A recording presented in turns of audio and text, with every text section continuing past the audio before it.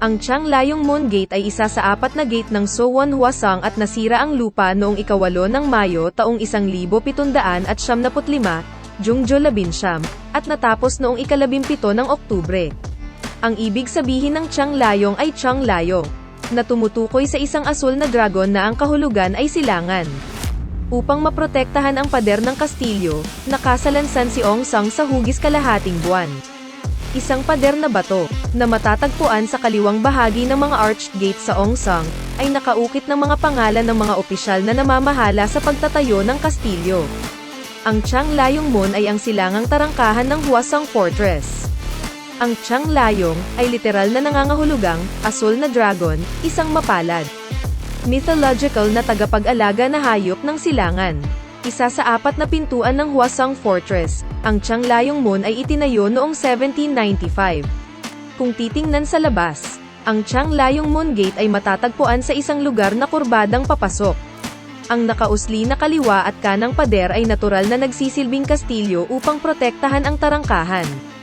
Ang malaking open space sa loob ng gate ay ginamit bilang training ground ng mga sundalo. Binubuo ito ng isang batong arco, isang palapag na kahoy na pavilion, at isang semi-circular brick wall na tumutulong sa pagtatanggol sa gate.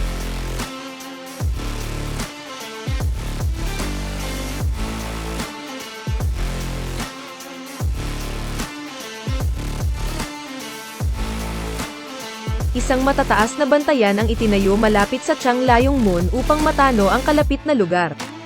At ang patag na lugar sa hilaga ng Changlayong Moon ay ginamit bilang larangan ng pagsasanay sa militar.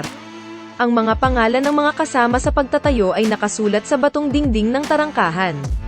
Ang kahoy na pavilion ng gate ay nawasak noong Korean War, 1950 hanggang 1953, at muling itinayo noong 1976. Ang daan palabas ng gate ay konektado sa lugar sa silangan ng Seoul. Ngunit hindi ito isang rutang ginagamit ng mabuti. Ang Changlayong Moon Gate ay tumutugma sa silangang tarangkahan ng Suwon Hwasong Fortress. Sa kasalukuyan, maraming pasilidad para sa mga turista sa malapit. Ang Changlayong Moon Gate ay isa sa 4 na pangunahing gate ng Suwon Hwasong, matatagpuan sa silangan. Hindi tulad ng ibang gate na medyo masikip ang trapiko, tahimik at liblib. Ang ibig sabihin ng Changlayong ay asul na dragon, at ang direksyon ay nangangahulugang silangan. Ang Changlayong Moon Gate ay itinayo sa hugis kalahating buwan upang maprotektahan ang gate mula sa mga kaaway. Hindi tulad ng ibang mga gate na kumakatawan kay Suwon Hwasong Fortress. Bukas ito sa isang tabi. Ginawa ito para makapagtayo ng single-story gate tower sa itaas ng Hongye-Moon Gate at protektahan ang gate mula sa labas.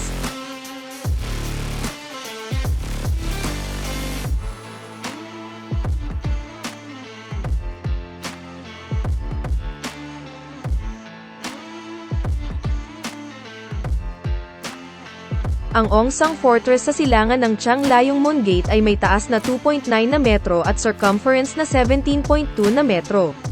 Mayroon itong 14 na crenellations para sa pagpuntirya sa maikli at mahabang hanay. Bilang karagdagan, mula noong 2016, ang taon ng pagbisita sa Seoul ay nanalo ng Hwasong Fortress. Nag-aalok ito ng iba't ibang karanasan at bagay na makikita. Maaari kang sumakay sa helium balloon na Flying Suwon, at damhin ang kagandahan ng Suwon City mula sa itaas. May hot air balloon, at tinatawag itong Flying Suwon. Nagbibigay daan ito sa iyo na makita ang Suwon Hwasong Fortress mula sa itaas sa kalangitan. Ito ay isang natatanging produkto ng turismo at mahirap hanapin kahit saan pa. Sa kabila, mayroong isang Korean Archery Experience Center. Katulad ni King Jungjo ng Joseon Dynasty sa Korea, binigyang diin ang paghahanda para sa pambansang pagtatanggol. Mararanasan mo ang kanyang pagiging makabayan. Ayon sa mga tagubilin, kahit yung mga first time na sumubok ng Korean archery, madaling sundin ang mga ito. Nang walang kahirapan, makakaranas ka ng Korean archery. Korean Archery Experience Center ay isang sikat na produkto ng turismo ni Suwon Hwasong. Sa malaking parisukat sa Changlayong Moon Gate, maraming tao din ang nagpapalipad ng saranggola at nakaka-relax.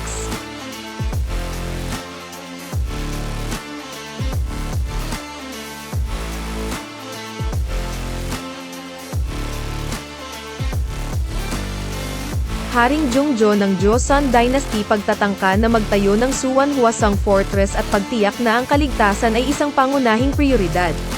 Noong panahong si King Jungjo ng Joseon Dynasty sa Korea sinubukang itayo ang Suwon Hwasong Fortress, kakaunti ang mga residente sa lugar ng Suwon. Tulad ng pagtatayo ng bagong lungsod, ipinapalagay na maraming sundalo ang kailangan upang matiyak ang kaligtasan. Sa Kaekyeong, ang kabisera ng Joseon Dynasty, maraming sundalo ang dumating kay Suwon Hwasong.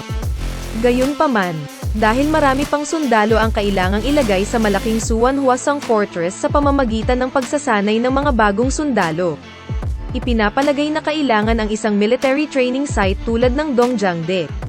Bagaman sa silangang bahagi ng Suwon Hwasong Fortress, kung saan matatagpuan ang Dongjangde, mayroong Changlayong Moon Gate, isa sa 4 na pangunahing gate ng Suwon Hwasong Fortress, malapit, walang gaanong lumulutang na populasyon.